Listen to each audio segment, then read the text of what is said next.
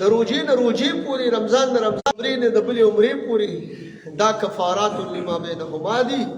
نو الله رب العزت په دې خپلو بندګانو باندې دا عظیم رحم کړی دی. خو ما عرض وکړو دویم به هغه خلک ډېر خوشحاله وي نن چې کومو خلکو په دې میاشت کې روجې نیولې دي، په دې میاشت کې تراویح کړي دي، په دې میاشت کې عبادات کړي دي، یعنی مطلب دا چې ځان د رحم مستحق ګرځولې دي، هغه خلک به نن خوشحاله. جنید بغدادي رحمت الله علیه روان دي په لاره باندې، هلکان دي ډېر زیات په خندا باندې دي، په کهکها باندې خاندي. هغه ورته وایي بچیانو دا راته ووایئ چې تاسو ولې دومره چې دی نو خاندئ او دومره خوشحاله یې؟ نو ولې تاسو چې دی نو د ځنکدن سختي تاسو تېره کړې ده؟ ولې تاسو د قبر سوال جواب چې دی نو هغې کې کامیاب شوي یې؟ ولې تاسو پولیسرات باندې چې دی نو پورې وتلي یې؟ ولې تاسو ته عملنامه چې کوم دی نو په ښي نظر کړې شوې ده؟ نو بس هغې خاموش شو. د دې وجې نه چې دی د دې اخترونو په موقع باندې که نیکان خلک دي نو هغې هم ډېر فکرمند وي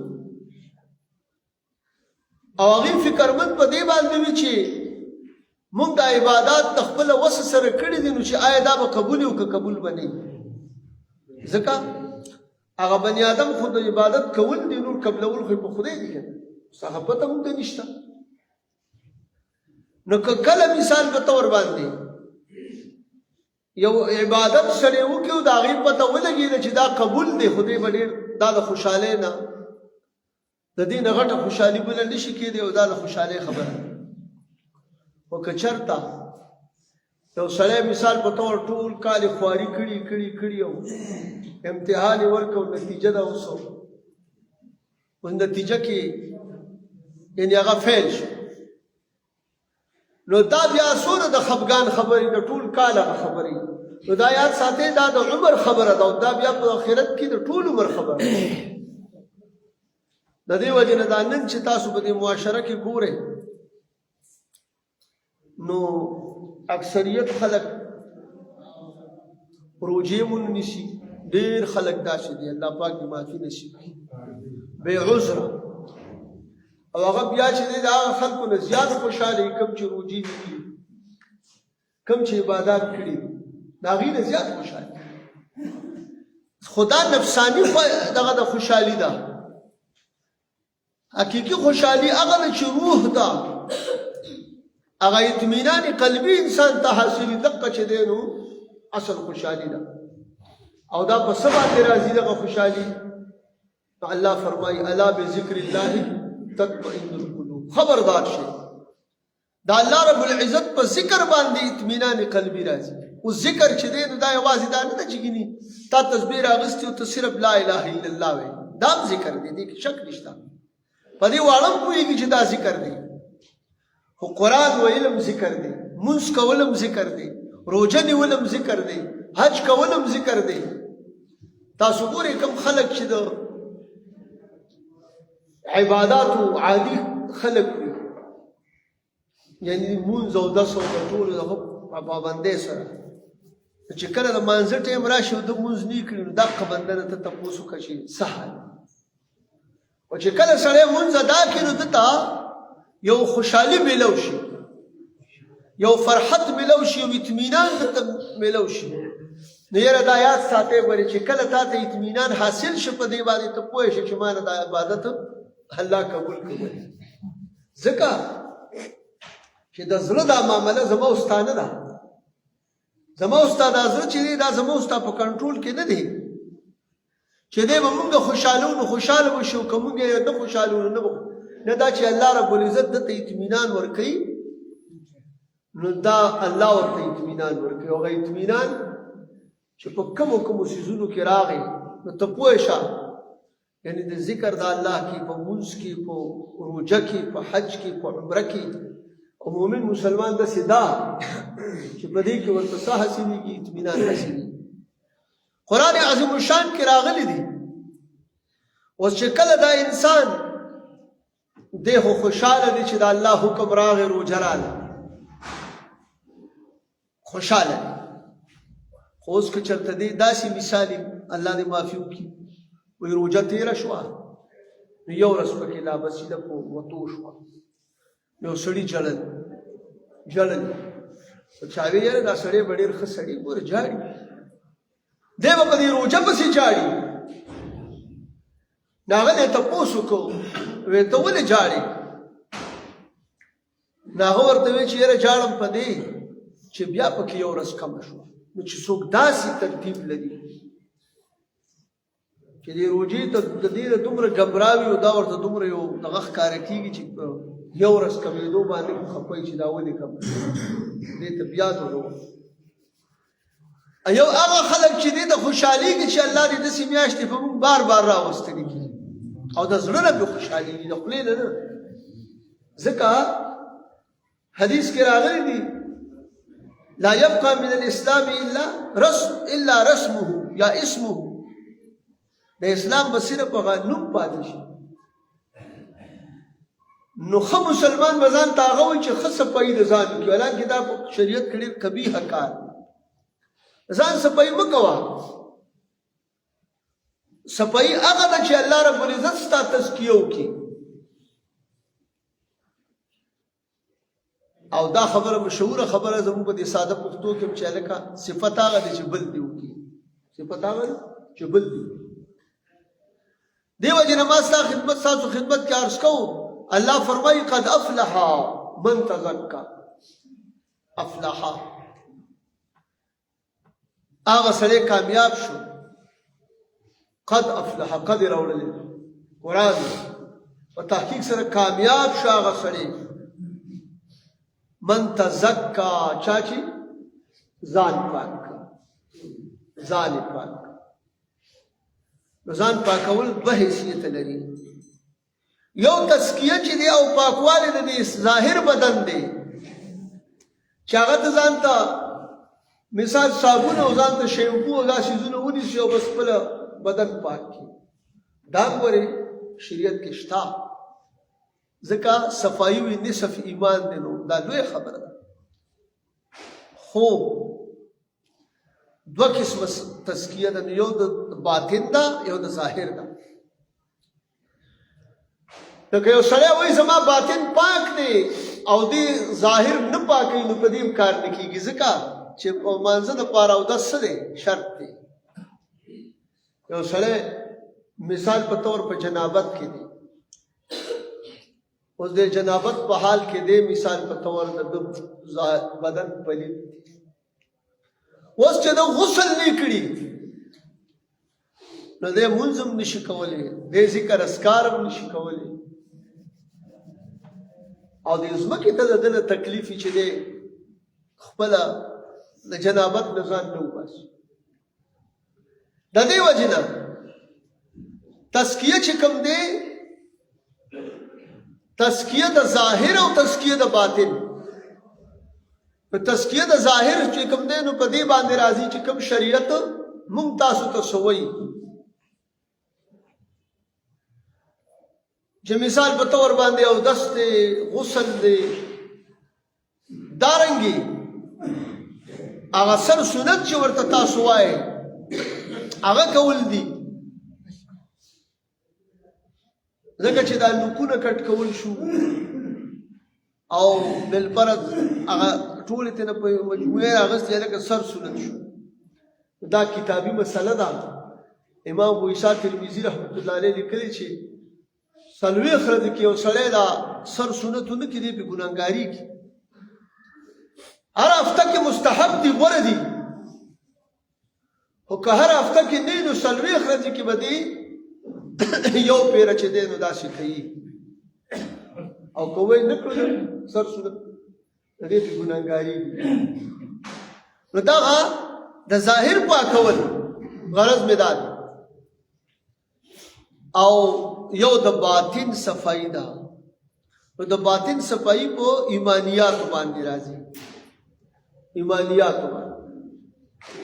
یعنی مطلب دا دی چې دی با کلمه ویل چې لا اله الا الله محمد رسول الله، اوس د هغې سره به چې دی نو دی به مونځ هم کوي، دی به روژه نیسي، په روژه باندې صفائی د باطن راځي. حدیث کې راغلی تاسو د جنت دروازه چې کوم دی په لوږه باندې وټکوئ. په څه باندې؟ په لوږه باندې. یعنی مطلب دا دی چې تاسو روجي ونیسئ. امام غزالی رحمه الله لیکلی دي وایي چې یو سړی څلوېښت ورځې فاقه وکړي، یعنی په ځان باندې لوږې تندې تېرې کړي څلوېښت ورځې، وایي د ده دا سینه صفا شي نو دې ته بیا علوم په خپله باندې راځي، علوم ورته په خپله باندې بیا راځي. نو دغه د وګورئ تزکیه د باطن چې وشوه نو بیا به ستا څه وي؟ ستا به بیا دیندارۍ ته به دېړه کېږي، بیا به ستا سوچ ستا فکر دا به بیا عین د اسلام د شریعت د اصولو برابر به وي. ځکه حدیث کې راغلی اذا صلحت صلح الجسد كله واذا فسدت فسد الجسد كله الا وهي القلب. تاسو ګورئ الا ان فی الجسد مضغه، په دې خبردار شي په دې بدن کې یو ټوکړه ده. اذا صلحت صلح الجسد كله، کله چې دا نیکه شي ټول بدن نیک کېږي. اذا فسدت فسد الجسد كله، او کله چې دا فاسده شي دغه ټوکړه نو بیا څه کېږي؟ بیا ټول بدن فاسدېږي. د دې وجې نه ما ستاسو په دروند حضور کې عرض کوم چې دا اوس دا زړه چې دی د دې سره چې کله دې پاک شو نو ټول بدن پاکېږي. مطلب دا دی اصلاح د ټول بدن کېږي. نو اصلاح د ټول بدن څنګه کېږي؟ دی به د حقوق الله بیا پاسداري کوي، دی به د حقوق العباد هم پاسداري کوي، دی به د شریعت هغه اصولو ته، د شریعت هغه تعلیماتو ته هغې باندې به بیا دې سوچ او فکر کوي، او دی به په هغې باندې بیا څه کېږي؟ پوره پوره به راځي. لکه زه تاسو ته مثال درکړم، بس اوس چې کله دا باطن ګندی که نه، نو دا باطن چې ګندی نو دی داسې نه به د دې حقوق الله خیال ساتي. لکه دا دغه وکړې دا چنده چې ده نو دا د مدرسې دپاره د اختر په ورځ وي، نو تاسو خپل اخلاص وکړئ، وګورئ نو روژه کې چنده کړې ده، نه مو په رجب کې کړې ده. تاسو خدای خوشحاله کړه دا مدرسې ګورئ په دې چل نه چلېږي، دې کې به ښه همت کوئ. ښه ځکه کارونه ګڼي، کور هم په یوازې باندې نه چلېږي، په یو خپل سر باندې. دغه د مدرسې چنده ده انشاءالله، او ټول چې دی ما تاسو رجب کې ویلي وو، خو د هغې ما ته نتیجه ډېره ښه نه ده ملو شوې، تر اوسه مونږ چنده نه ده کړې. نو ښه په نره باندې تاسو چې دی کم از کم زه یم چې د 1500 ورځو د کور خرچه خو چې دی تاسو د مدرسې ته په ټول کال کې یو پیره دا ورکول ستاسو پکې فایده ده، زموږ د ټولو فایده ده انشاءالله. الله دې وکړي. بهرحال عرض مې کوم نو ظاهر او باطن، ظاهر او باطن. اوس ظاهر پاک دی، ای زما جنازه روانه ده، ستا ظاهر پاک دی او دست یې کړی دی که نه، او دست یې کړی پاک، ظاهر پاک دی. نو بس سمدستي به ته د ګاډي نه کوزېږې، یا به چې دی نو جنازګاه ته، یا به چې دی نو جنازې ځای ته به ورګرځي، او مړوی او دست مې شته دی نو څه کوم دست مې شته نو څه کوم، هسې تېرېږم. نو وربشو نو جنازه به وکړي، نو تا ته څونه فایده وشوه؟ تا ته کم از کم د یو قیرات ثواب اجر تا ته چې دی خدای پاک په دې جنازه باندې درکړي. اوس که دا ظاهر پاک نه وي، په ایمان یې وایي، بیا به څوک بیا داسې کېدی شوه، ته به یې اوس په مړه څه دغه کومه سبلا اوس چې دی تیمونه وام او یا به چې کوم دی مثال اودس کوم او یا به بس ذاتې نه نو ظاهر هم پاکېدل باطن هم پاکېدل خو د دې ظاهر د پاکېدو حیثیت علی شته دی چې کله باطن پاکي تاسو ګورئ اخلاص په نیت کې شته اخلاص دنه باطن پاک دی اوس به ته ورکوټې عملو کې خو هغې ثواب به ډېر زیات او ته به چې دی بیا به خامخا داسې کې خلک وایي دا پلارې لکه د ملا بهادر په اودس کې اوسېږي نو د دې مطلب دا چې دنه باطن پاک دی نو دې په ده باندې دا ډېره ګرانه وي چې ولې زما دا ظاهر پاک نه دی د دې وجې نه چې دی ما ستاسو خدمت کې عرض کوم چې بیا به خامخا ته څه کې ظاهر به بیا به تا دا باطن به دې مجبوره کوي چې ته ظاهر پاک کړي ولې د دنې سره ما تاسو ته وایي چې کله دا زړه صالح وي نو ټول بدن ورسره نیک او صالح او کله چې دی فاسد شو د میډیکل په اصول هم تاسو وګورئ د زړه دا ټوکړه چې دا خپل پمپینګ کوي بدن ته وینه پاس کوي ټیک دی خو که چېرته په دې زړه کې څه مسله راغله دته څه رکاوټ راغی نو ټول بدن ته رکاوټ راځي چې برابر و اینه ښه طریقې سره پاس کوله بدن صالح ټول بدن صالح بیا چې داسې اوري نو مړه ډاکټرانو منسوب وم خدای پاک صحت راکړی خو چې کله دننه فساد راغی زړه کې دا وال بند شو هغه وال بند شو دغه نو چې زړه خپل کار پرېښوده بس د بدن ټوله کابینه چې کوم دی نو کار پرېږدي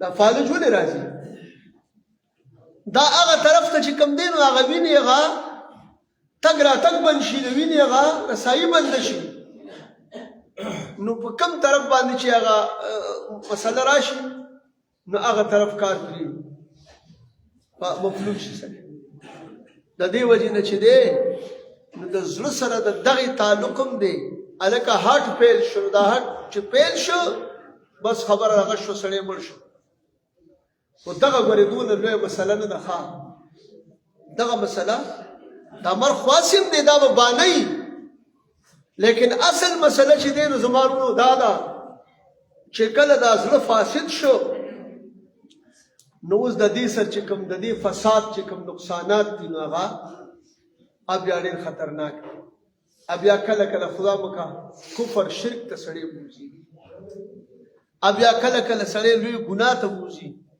حدیث کې راغلی قرآن د دې آیت کریمې د لاندې مفسرینو ذکر کړی دی واحاطت به خطیئته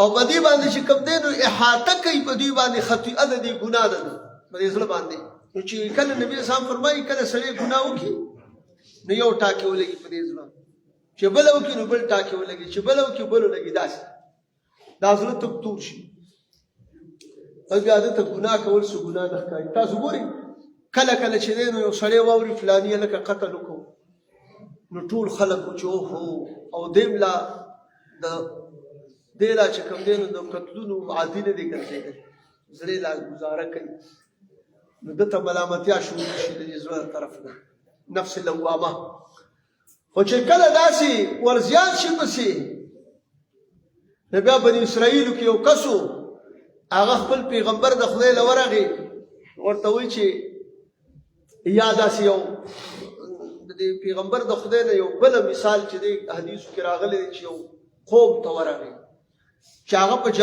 په ظاهره باندې د علم دغه په ځان راچولي وو په حقیقت کې معرفت یې نه ده نو هغه ته وایي چې ما خو یو کم سل مړي کړي دي خو ما دپاره د توبې څه لار شته نو هغه ورته وایي ښه یو کم سل مړي دي کړي ته لا اوس هم وایي چې ما دپاره د توبې څه دغه شته حجایي شته دی ډېر زیات عجز خفه شو چې خفه شو نو بس ده ویل چې راشه اوس هم یو کم سل دي خو دا سلم پکې دی بس اخوا دی نه غیر هغه چې دی نو اوس هغه سړی د الله رب العزت د رحمت نه به خلک ناړې ګوري. ښه سبقت رحمتي علی غضبي راغلی دی. الله وایي زما رحمت په زما په غضب باندې سبقت کړی، وړاندېوالی کړی دی. نو ته به دا خلک به ناامیده کړې نه. قرآن کې راځي لا تقنطوا من رحمت الله، د الله د رحمت نه مه ناامیده کېږي. نو چې ته یو سړی ناامیده کړې د الله د رحمت نه، نو ګورې دا ډېره غټه ګناه ده. قرآن د فلسفې نه خلاف خبره ده. نو د دې وجې نه د هغې سړي په دې خبره باندې الله پاک ناراضه شوی و. خو چې کله وایي ده قتل کوم، نو الله رب العزت دغه یو قتل په وجه باندې دا ټولې ورته معاف. د الله په دربار کې خو څه کمي نشته. خو یاره د ده په سچه باندې هغه توبه یې وکړله، او چې کله په سچه توبه سړی وکړي بس زه دا یو څو منټه بس دغه دې ما تاسو ته عرض کړی و، بله خبره بلکل راغونډله. زما ورونو د رمضان مبارک باندې زموږ دپاره په دې کې دومره یو بهترین سبق پروت دی. زه تاسو ته هغه واړه واړه کلمه ووایم. لکه مثال په طور تاسو د کور سیسټم ته وګورئ، د زنانو چې د کور دا کوم سیسټم روان کړي په دې روژه کې، د پېشمني انتظامات چې کومې زنانه کوي، نو دې زنانو ته دا تعلیم دی چې دا سیسټم به خرابی نه. په وخت باندې هر یو شی د ظاهري دغه سره زندګۍ سره خبرې. سړو دپاره ګورئ اکثر په کور کې چې کوم دی نو خلک ولګي په کور کې، او بازار ته به لاړ شي سودا دپاره، چې راشي نو هغه د خوراک هغه ټیم یې تېر شوي. په رمضان مبارک کې څه هلکه دونه وخت مخکې که دې دا شیونه راونه رسول نو روژهبات یې درباندې راشي، بیا به دغه شان پاتې شي. سړو ته په دغې حواله ناول وګورئ. بیا د عباداتو په حواله باندې وګورئ چې ته خپل نفس په کوشش کې چې دا په دې مجاهدو باندې، دا په دې لږو توندو باندې الله رب العزت دپاره، دا په دې منځونو په دې روجو باندې دا به ته څه کې، دا به ته عادي وګرځې. او بل دې طرف ته چې کوم دی مثال هر یو سړی په خپل وخت کې مونځ کول، هر سړی د خپل نفس د خوب خیال ساتل. تاسو په دې کوجه کې وګورئ سیسټمونه ګډوډ شي. نو دې کې مونږ او تاسو دپاره چې دی نو دا ټول اسباب د توبې هم مخې ته راځي چې مونږ په سچه باندې توبه وکړو، او د روژې د میاشتې په شانته کې د پال پرې زندګي مونږ او تاسو تېره کړو. نو انشاءالله الله فرمایي قد افلح من تزکا، هغه سړی کامیاب شوی چا چې ځان پاک کړ، ظاهر باطن یې پاک کړ. وذکر اسم ربه فصلی، خو د الله نوم یې یاد کړ. دې نه تکبیر تحریمه مراد ده، فصلی نه د اختر مونځ مراد دی. الله یاد کړ او بیا چې دی نو مونځ یې وکړو.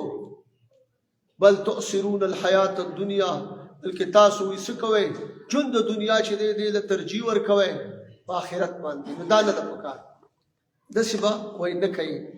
نو حقوق الله حقوق العبادو پاسداري زما عزتمندو په دې کې په دې اختر کې دا ځان ته مارس کړی یو بانه جوړوئ. که کش مشر د نه خفه دی، کشر دې ولګي رضا دې کې، که کشر نارضا دی دا د معاشري یو څه دی، د معاشري یو غړی دی، دا به هم رضا کې.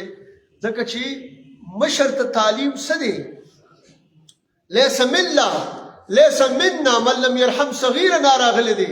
زمونږ نه نه دی څوک چې په ماشومانو رحم نه کوي، او ومن لم یوقر کبیرنا، زمونږ نه نه دی څوک چې په مشرانو تعظیم نه کوي. دا هغه کشر هم دی وباسه د دې نه چې څوک مثال په طور هغه مشر یې وباسه د امتیت نه او د تابعدارو نه، څوک چې په ماشومانو رحم نه کوي.